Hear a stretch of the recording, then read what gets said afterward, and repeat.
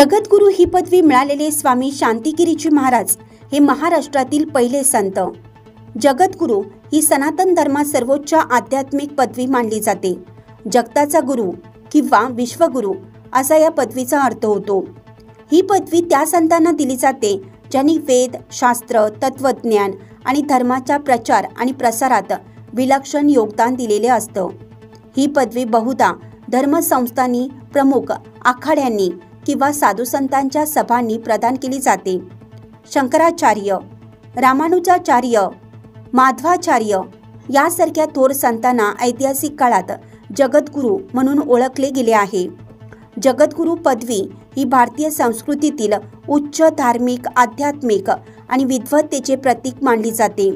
प्रयागराज येथे सुरू असलेल्या भव्य महाकुंभ मेळ्यात देशभरातील विविध साधू संतांच्या प्रमुख उपस्थितीत एक ऐतिहासिक क्षण साक्षीदार ठरला।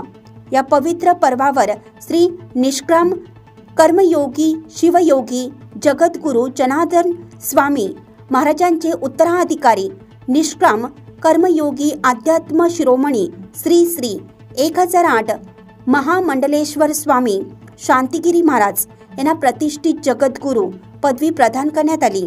हा सोहळा अत्यंत भक्तिमय वातावरणात पार पडला असून या मानाच्या पदवीमुळे स्वामी शांतिगिरी महाराज यांची आध्यात्मिक क्षेत्रातील प्रतिष्ठा अधिक वृद्धिंगत झाली आहे। या गौरव प्राप्तीबद्दल निरगुंडे सर, लाखनगाव, नाशिक यांनी त्यांना मनपूर्वक शुभेच्छा दिल्या आहेत।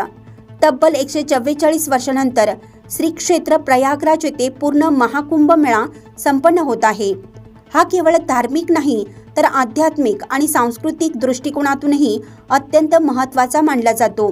या पवित्र धार्मिक महोत्सवात स्वामी शांतिगिरी महाराज यांना मिळालेला हा सन्मान निश्चितच भक्तांसाठी अभिमानास्पद आहे। यावेळी आकाश महाराज पाटील यांनी शुभेच्छा देत आपले मनोगत व्यक्त केले।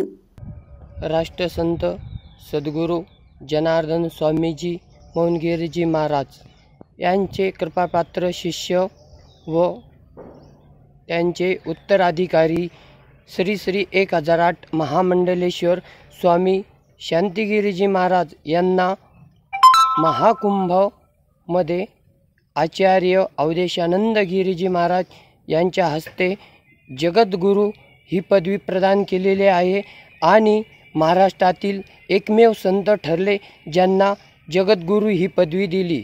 जय बाबाजी, जय महात्माजी। नाशिक, लक्ष न्यूज ब्युरो रिपोर्ट, नाशिक।